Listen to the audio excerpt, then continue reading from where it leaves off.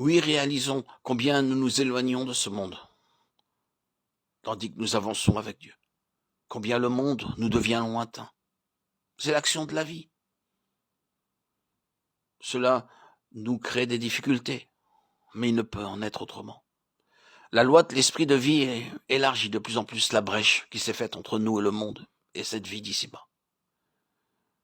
Et elle doit produire cela.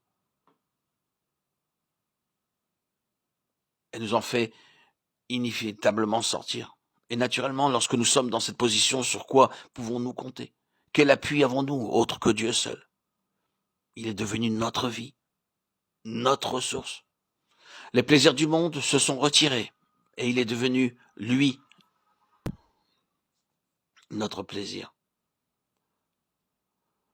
Pour tout, nous avons à regarder à lui. Et c'est une vie de foi. Notre satisfaction n'est plus ici-bas, mais c'est la vie qui accomplit tout cela et qui nous amène à la place où nous découvrons que Dieu est notre récompense, infiniment grande comme le fit Abraham. Dieu, El Shaddai, le Dieu Tout-Puissant, le Dieu qui répand de sa plénitude. Il nous faut comprendre Joseph très intimement, toute cette action de la vie, dans tous ces différents stages, amenant spontanément ces choses si variées à devenir pour l'enfant de Dieu des réalités, tout cela est dirigé vers une destinée, vers un but. La loi de la vie, lorsqu'elle a la voie libre en nous, doit nous amener au trône.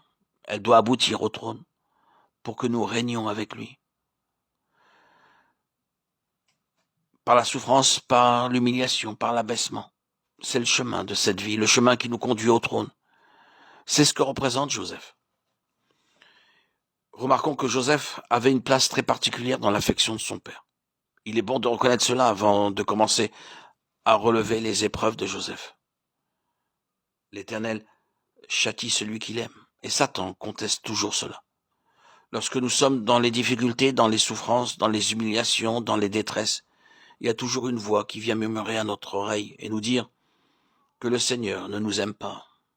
Il est donc précieux de remarquer que Joseph avait une place de prédilection dans les affections de son père. Pourquoi? Mais pour les raisons évidentes. Il était le fruit de ce double labeur. Le père avait travaillé 2 fois pour lui, pour avoir Joseph.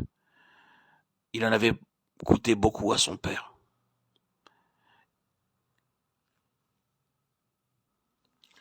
La loi de l'esprit de vie m'a affranchi en Jésus-Christ de la loi du péché et de la mort, Romains 8:2. Ainsi, je le connaîtrai, lui et la puissance de sa résurrection et la communion de ses souffrances, me rendant conforme à lui en sa mort, Philippiens 3:10. Et si nous sommes enfants, nous sommes aussi héritiers de Dieu et co-héritiers de Christ, si toutefois nous souffrons avec lui, afin que nous soyons aussi glorifiés avec lui. Romains 8:17.